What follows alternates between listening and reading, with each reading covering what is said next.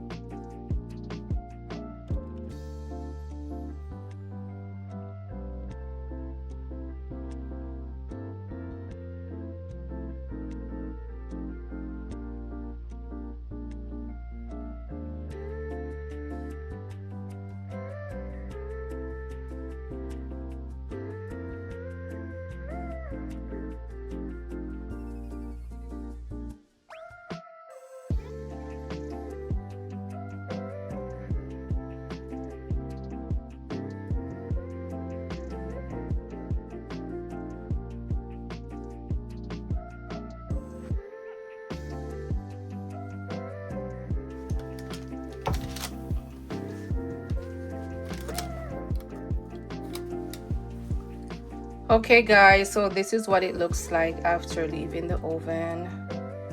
Remember, you bake it for 350 for 50 minutes.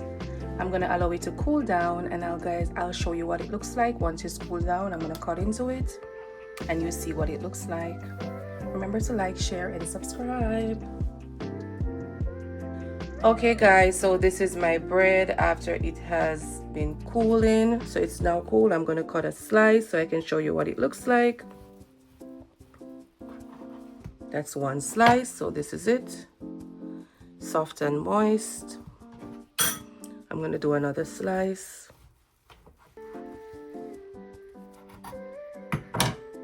This is what it looks like. Chickpea bread.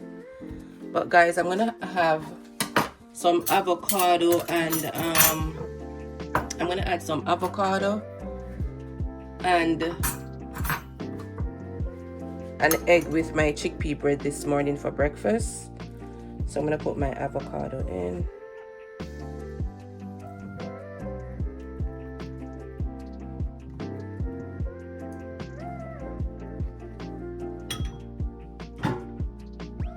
I'm going to add a pinch of salt and black pepper to this.